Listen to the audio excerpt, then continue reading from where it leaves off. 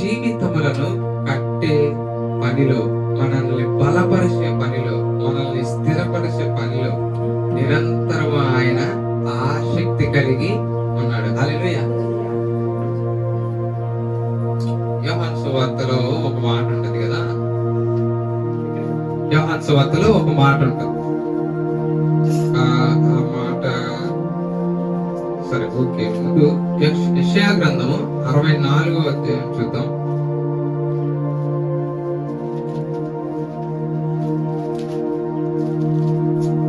యెషయా గ్రంథం 64వ అధ్యాయం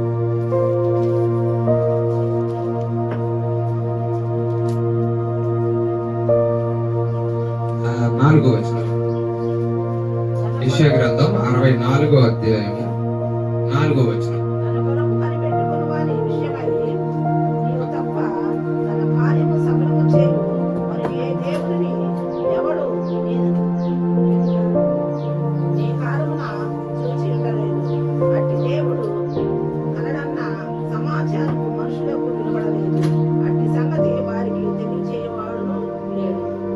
హల్లెలూయా.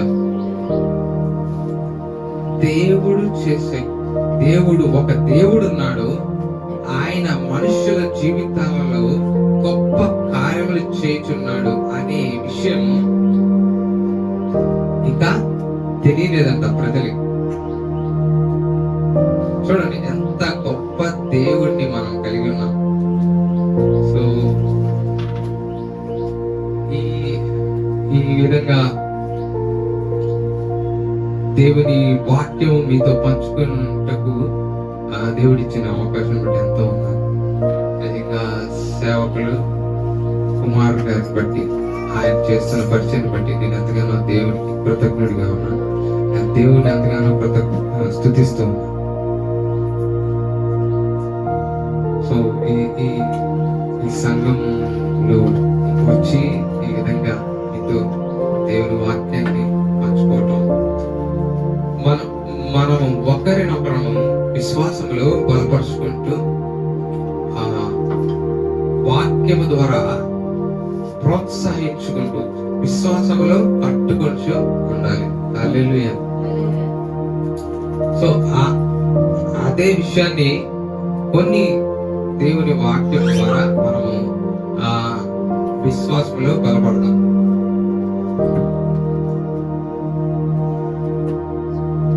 ఈరోజు మనం ఈ దినాల్లో మనం చూస్తే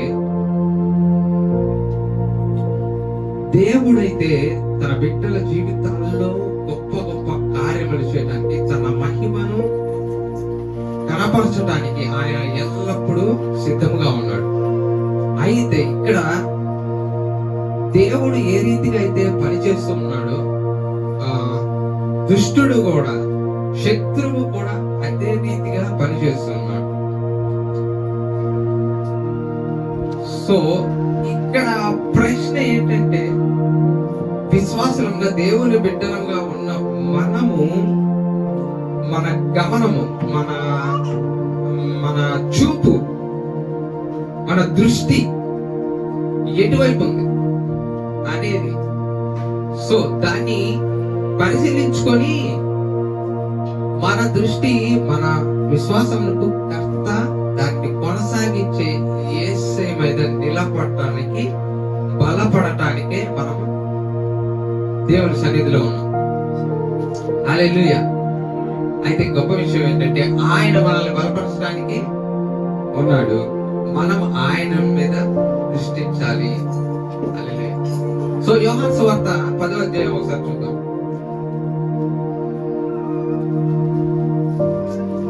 యోహాను సువార్త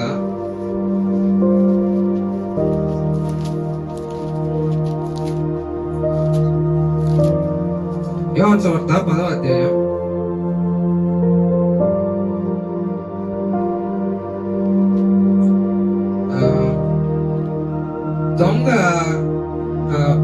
10వ వచనం చదవండి.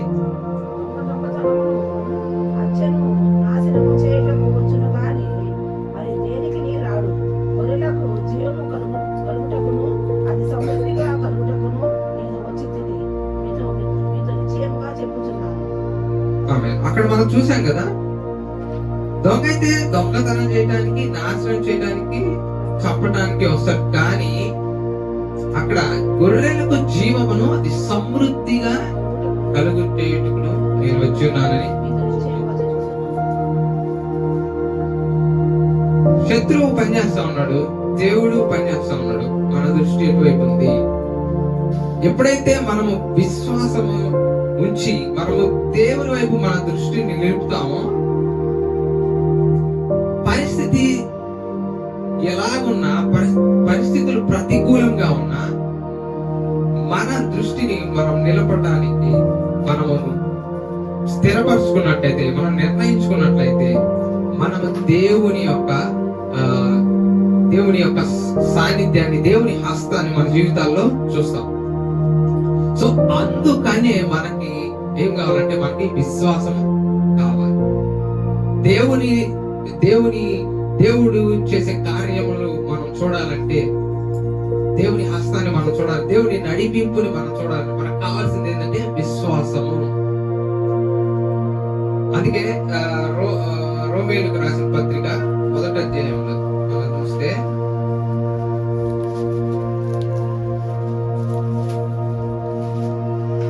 రోమేయులకు రాసిన పత్రిక 1వ అధ్యాయము 17వ వచనం.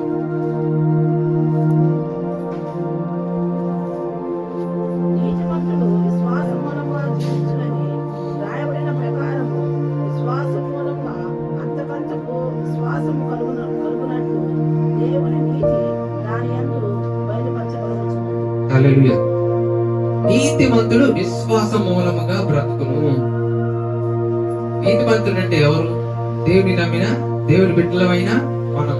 హల్లెలూయా.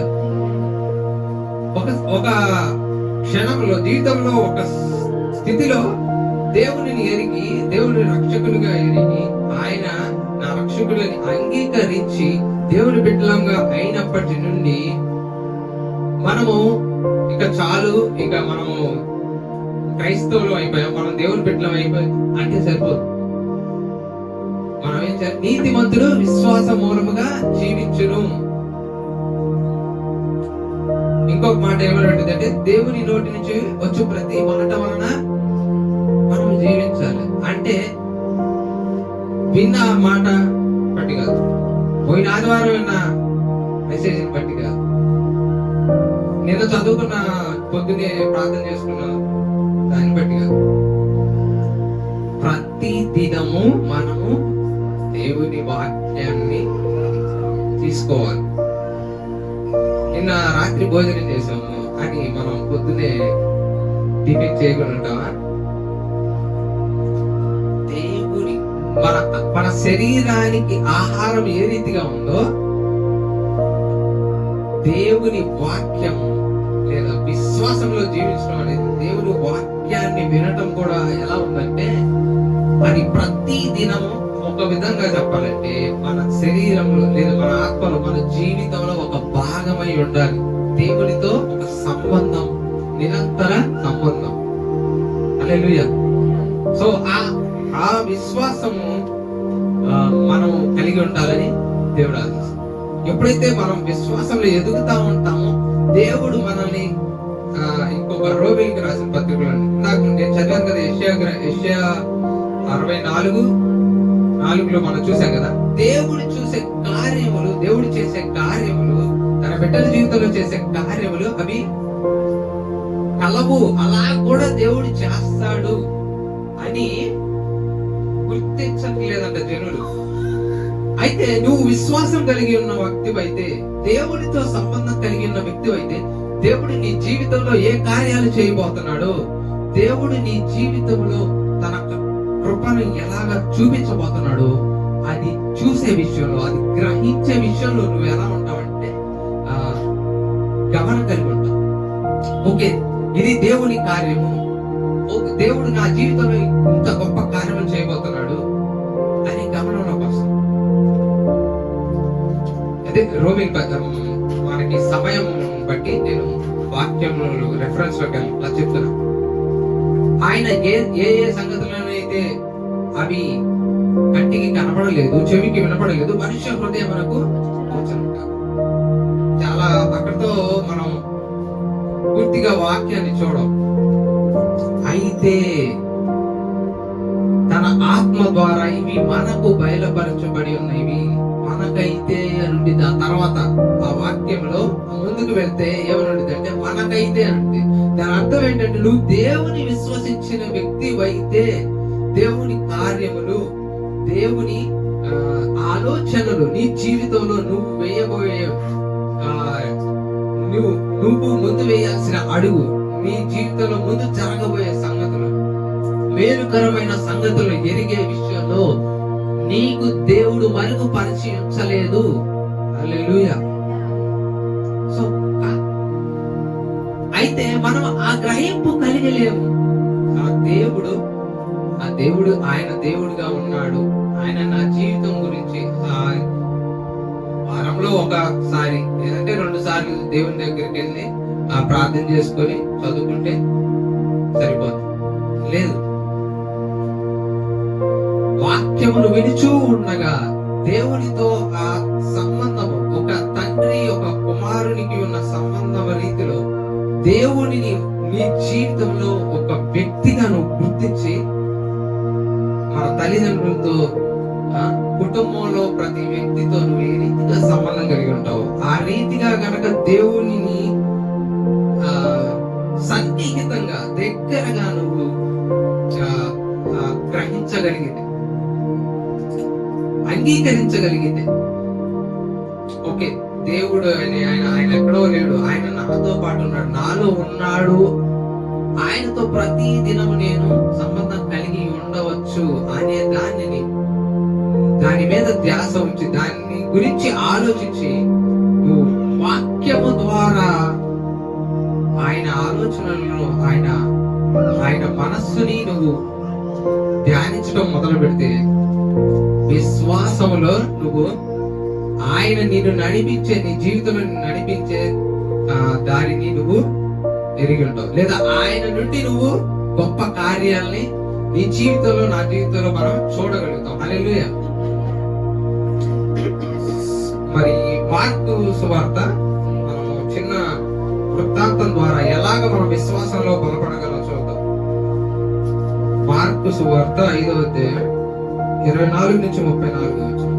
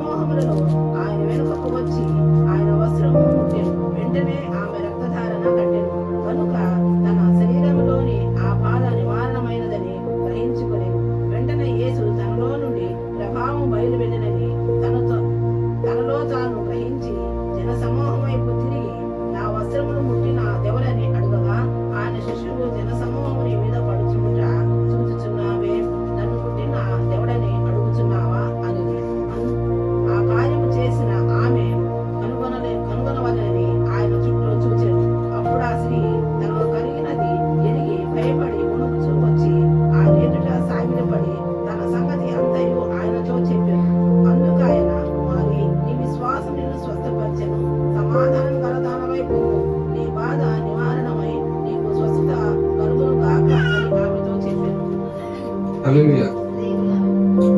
మార్కు సువార్త 5:24 వాక్యంలో మనం చూస్తే 12 ఏళ్ల నుండి రక్తస్రావ రోగం కలిగిన ఒక స్త్రీ మనం చూస్తున్నాము. ఆమెకి 12 సంవత్సరాల నుంచి ఒక రోగం. సో ఎందుకు ఈమె యేసు యందు విశ్వాసం ఉంచుట ద్వారా ఎటువంటి గొప్ప కార్యములు తన జీవితంలో చూసిందో మనం చూస్తాం. 12 సంవత్సరాల నుంచి కలిగిన ఒక బాధ అంటే అది ఆమె వెళ్ళిన ఆ స్థితి అది ఆ వ్యక్తికే తెలుస్తుంది. అంటే ఎంతో బాధ అది. రక్తం అంటే జీవం లేదంటే బలం. ఒక మనిషిలో, శరీరంలోని మనిషిలో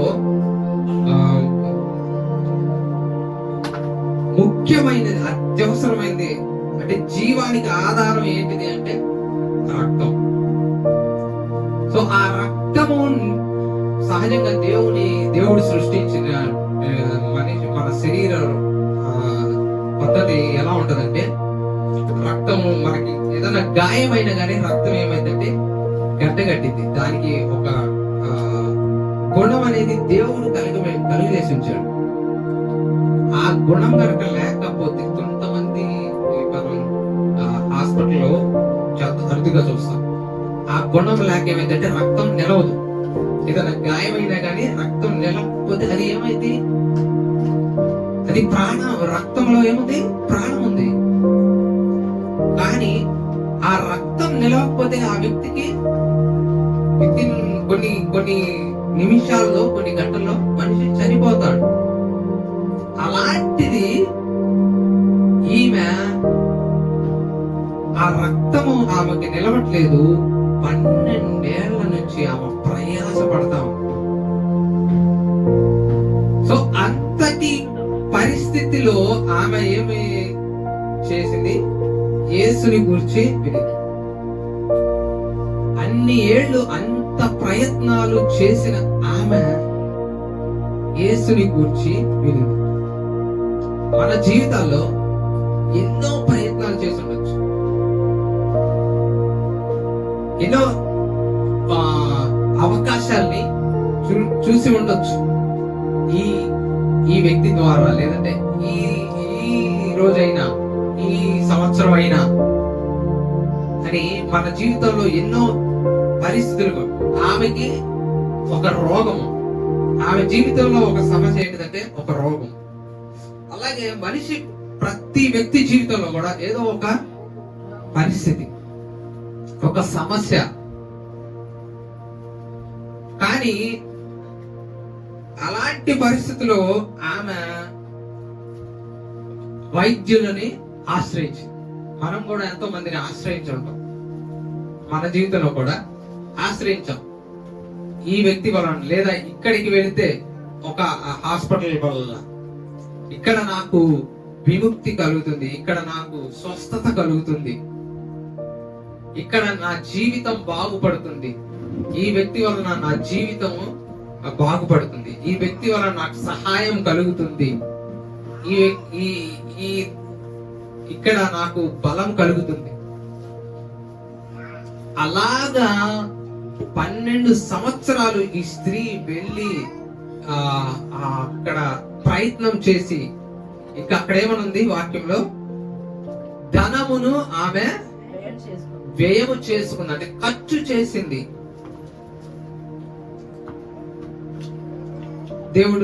దేవుడు ఈరోజు చెప్తా ఉన్నాడు, అనేక చోట్ల నీ విశ్వాసాన్ని నువ్వు ఖర్చు పెట్టావు, నమ్మావు, ఫలానా వ్యక్తిని నమ్మావు, ఫలానా మనుషులుగా మనం ఏం చేస్తాం, నమ్ముతాం. కానీ ఏమి నమ్మాలి అనేది ప్రశ్న, ఎవరిని నమ్ముతున్నాం అనేది ప్రశ్న. ఈ స్త్రీ కూడా యేసుని గురించి వెనక మునుపు వైద్యుల్ని నమ్మింది. మన జీవితంలో ఏ పరిస్థితి అయినా గాని అది ఆ సమస్య పరిష్కరించబడటానికి గాని, దీవెన పొందడానికి కానీ, బలపరచబడటానికి, ఆర్థికంగా మనం మెరుగు అవటానికి, విమోచించబడటానికి, కొరత లేకుండా, కొరత నుంచి బయటపడటానికి మనం ఏం చేశాము, మనం కూడా వ్యయం చేశాం. మన విశ్వాసాన్ని ఏం చేశాం, వ్యయము చేశాం. 12 సంవత్సరాల వ్యయపరచుకొని అనేక తిప్పలు పడినా కానీ ఆమె స్థితి ఏమైంది, స్వస్థత కలగలేదు, స్థితి మెరుగుపడలేదు. కానీ మెరుగుపడటానికి బదులుగా ఏమైందంటే ఇంకా క్షీణించింది. సో అలాంటి పరిస్థితుల్లో ఆమె యేసుని గురించి విని ఆ మాట మళ్ళా చదువుతాం. ఆమె యేసుని గురించి విని, నేను ఆయన వస్త్రములు మాత్రం ముట్టిన బాగుపడుతున్న అనుకొని జన సమూహంలో ఆయన వెనుకకు వచ్చి ఆయన వస్త్రములు ముట్టెను. చాలండి. ఆమె యేసుని గురించి విని, ఇప్పటి వరకు లేదు, పొద్దున నిద్ర లేచినప్పటి నుంచి మనం ఎన్నో వింటాం. కానీ వినవలసింది, ఈరోజు నాకు కావాల్సింది ఇది అని ఎప్పుడైనా అనిపించిందా మనకి? మనం వినేది కానీ మనము మాట్లాడుతూ ఉంటాము, వింటా ఉంటాం కదా. ఇది ఈ రోజుకి నాకు అవసరమైంది అని ఎప్పుడైనా అనిపించిందా? నాకు తెలిసి మనం వినాల్సింది వినట్లేదు. ఏం వినాలి? ఇందాక చెప్పా కదా, దేవుని నోటి నుంచి వచ్చు ప్రతి మాట వలన బ్రతుకుతాం. అయితే అది మనం వినట్లా. మనల్ని బలపరిచేది ఒక రోజుకి మనకి కావలసిన ధైర్యం. ఆమె ఏమి నుండిద్ది? యేసుక్రీస్తు గురించి ఏమి నుండిద్ది? ఫలానా ఆయన ఒక ప్రవక్త అంట, ఆయన ఒక దైవజనుడు అంట, ఆయన మెస్సియా అంట, ఆయన ఒక గ్రామానికి వెళ్ళి ఒక గుడ్డివానికి ఆయన చూపునిచ్చాడు. ఆయన మాట్లాడుతుంటే దేవుని వాక్యము నన్ను బలపరిచింది. ఇలాగ వినుండొచ్చా? ఎప్పుడైతే ఆమె రెండు విధాలుగా స్పందించవచ్చు. నా జీవితంలో ఆ డాక్టర్ నన్ను మోసం చేశాడు, ఈ డాక్టర్ నా డబ్బుల్ని తీసేసుకున్నాడు, ఇక నేను ఎవరిని నమ్మను, కఠినమైపోవచ్చు. లేదా ఎవరు యేసు అనేవి ఆయన, ఆ పలానా ఆ గ్రామంలో ఆయన స్వస్థత కలిగించాడు. ఆయన మాట్లాడితే పాపి అయిన వ్యక్తి తన అన్యాయంగా సంపాదించిందంతా పేదలకి పంచాడంట. సో మనం ఏ మాటలు వింటున్నాము అనేది దాని గురించి చెప్తున్నాం. మన విశ్వాసం ఎవరి మీద? సో ఇతను నా డబ్బులు ఖర్చు చేసేసాడు, ఇతను నా దగ్గర డబ్బులు తీసేసుకున్నాడు, ఇతను నా జీవితంలో నా సమయాన్ని నా దగ్గర లాభం పొంది నాకు మేలును పొంది నాకు కీడు చేశాడు. మనకు ఒక వ్యక్తి జీవితంలో జరిగిన నష్టం వాస్తవమే, అది కాదనట్లేదు, అది జరగలేదని అనట్లేదు, నీకు అన్యాయము జరగలేదని చెప్పట్లేదు. కానీ చూడండి, దేవుని దగ్గర నువ్వు పొందుకోవాలన్నా, దేవుని అనుగ్రహము నీ జీవితంలో నువ్వు చూడాలన్నా, దేవుని దీవెన నువ్వు చూడాలన్నా, మనం ఏం చేయాలంటే, మనం వెళుతున్న పరిస్థితులు మనల్ని కదిలించేవిగా ఉంటాయి. మనల్ని ఇంకొక ఉపమానం దేవుడు చెప్తాము, మీకు ఉదాహరణ చెప్తా. ఒక ఇల్లు బండ మీద కట్టబడింది, ఇంకొక ఇల్లు ఇసుకలో కట్టబడింది. ఇసుక ఏమిటి అంటే మనుషుల పైన నమ్మకం. ఇసుక ఏంటంటే నీ ఊహ, నీ అభిప్రాయం, నీ ఆలోచన, నీ ఇష్టాల మీద నువ్వు కట్టుకున్న నీ జీవితాన్ని దేని మీద కడుతున్నావు అనేది. సో క్రీస్తు ఆయన నన్ను నడిపించే, ఆయన నా కాపరి, ఆయన నా తండ్రి, ఆయన వాక్యంకు అనుసారంగా నేను నా జీవితాన్ని కడతాను. మనుషులు నన్ను లెక్క చేసిన, మనుషులు నన్ను లెక్క చేయకపోయినా, మనుషులు నన్ను గుర్తించకపోయినా ఆయన వాక్యానుసారంగా నేను జీవిస్తాను. అది ప్రతి ప్రతి దినము చేయుట వలన, ఆయనతో సంబంధం కలిగి ఉండటం వలన కట్టబడింది మనము. కాబట్టి బండ మీద కట్టబడిన ఇంటికి తుఫాన్ వచ్చింది, గాలి వచ్చింది, వరద వచ్చింది. ఇసుక మీద కట్టబడిన ఇంటికి కూడా అదే పరిస్థితులు వచ్చాయి. కానీ బండ మీద కట్టబడినది కాబట్టి ఆ ఇల్లు ఏమైంది? కూలిపోలేదు. అదే రీతిగా మనం ఎప్పుడైతే దేవుని వాక్యాధారముగా క్రీస్తు యేసుని మన ఆధారముగా చేసుకొని మన జీవితాన్ని కడితే ఏమైందంటే, మనము మన దృష్టి వారు నా జీవితంలో మేలు చేయలేదు అని అటువైపు వెళ్ళదు. సో ఈ రక్తస్రావ రోగము కలిగిన స్త్రీ ఆమె ఏం చేసింది? అలా అనుకోలే, వైద్యులు నాకు మేలు చేయలేదు, నా ఇంట్లో వాళ్ళు నన్ను పట్టించుకోవట్లేదు, ఈ రీతిగా ఆలోచిస్తూ కూర్చొని ఆమె స్వస్థత పొందేది. అక్కడ తర్వాత మాట కూడా మారుస్తుంది. ఏమన్నది? ఆమె విని తర్వాత ఏం చేసింది? విన్న దాని ప్రకారం నడుచుకుంది. ఏం చేసింది? యేసు క్రీస్తు అక్కడ ఉన్న సమయంలో ఆమె ఏం చేసింది? ఆమె వెళ్ళింది, ఆయనని కలుసుకోవటానికి వెళ్ళింది. మొదట ఆమె విన్నది అనింది. ఏమనింది? ఆయన వస్త్రపు చెంగు ముడితే నేను స్వస్థత పొందుతాను అని.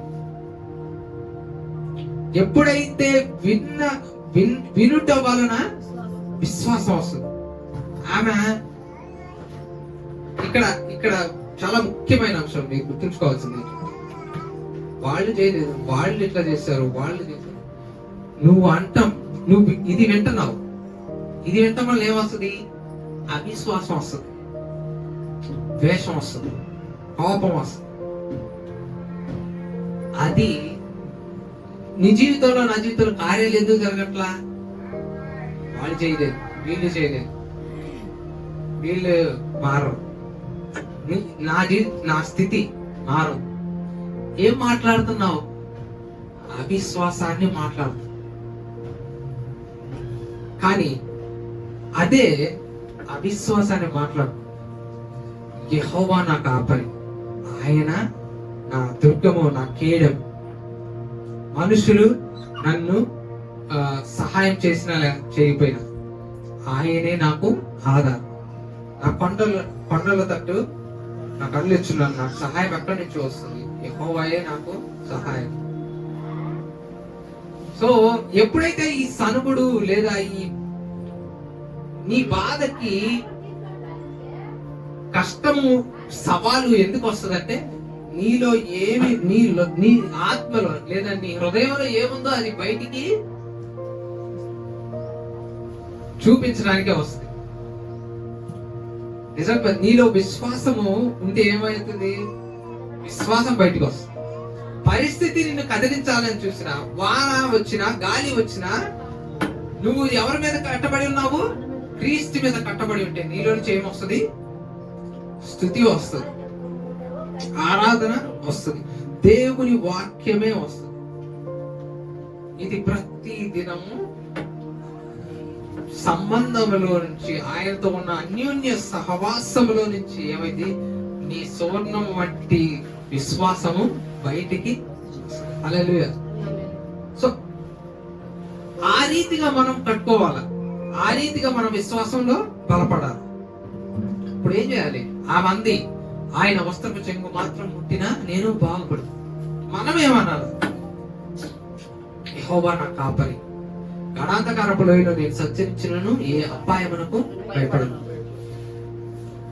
నాకు అపాయం ఏమి కలుగుది? ఏ దగ్గర నా గుడారం సమీపించు. నా మార్గములన్నిట్లో ఆయన నన్ను గూర్చి తన దూతలకు ఆజ్ఞాపించు. మన నోటిలో ఉన్నప్పుడు ఏమైందంటే అనుమానానికి, సనుగుడికి చోటు మన నోటిలో ఉండదు. హల్లెలూయా.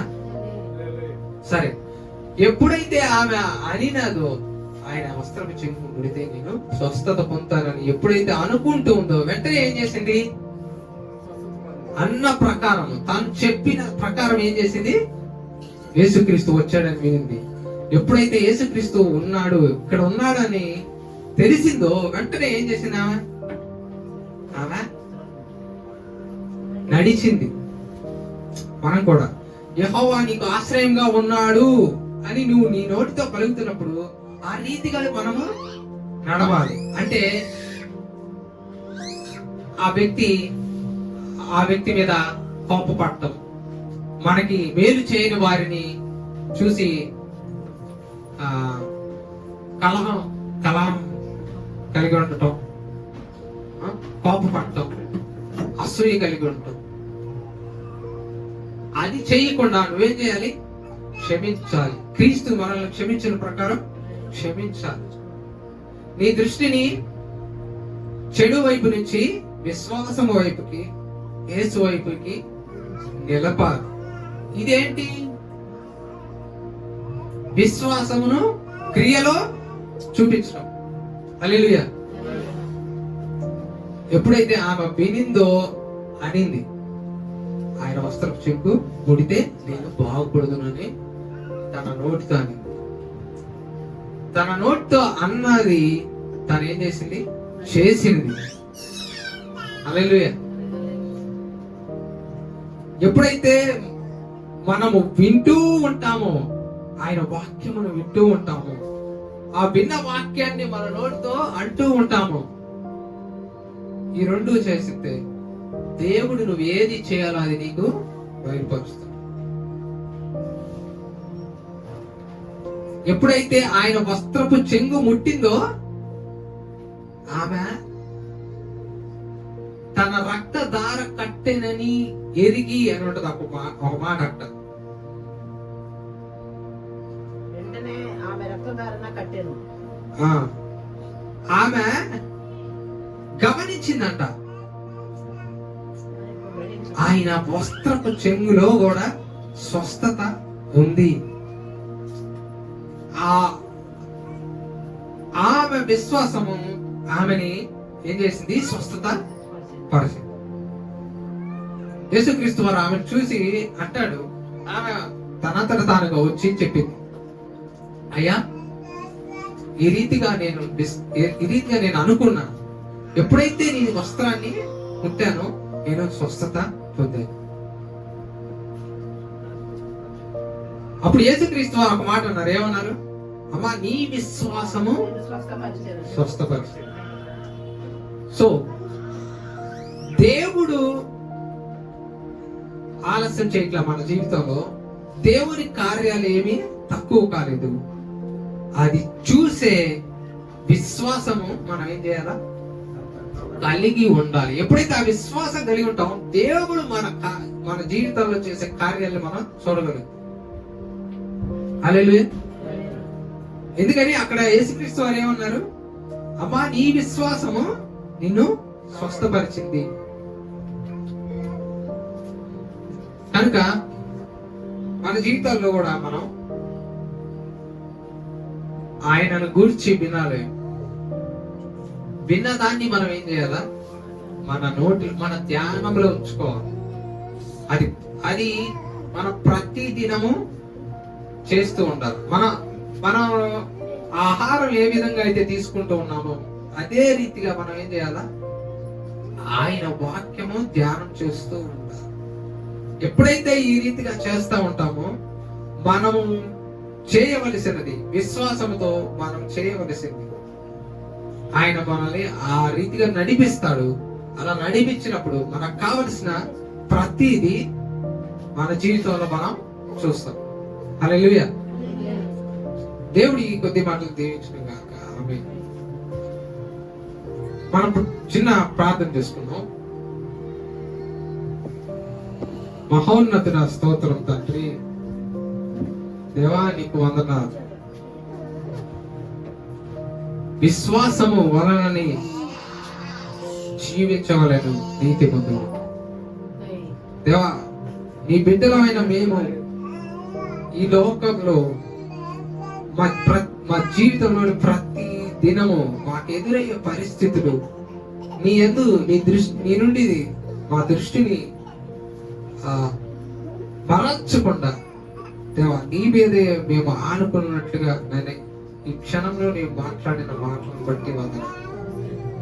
ఆమె ఆ రక్తస్రావ రోగం కలిగిన స్త్రీ ఏ రీతిగా అయితే తన విశ్వాసము వలన నీ యొక్క కార్యములను నీ స్వస్థతను పొందుకుందో ఆ రీతిగా మా దృష్టిని నీ మీద ఉంచి నా జీవితంలో నీవు సిద్ధపరిచి ఉంచిన ప్రతి మేలును దీవెనను పొందులాగా ఇక్కడ ఉన్న ప్రతి బిడ్డని మీరు దీవించండి, ఆశీర్వదించండి.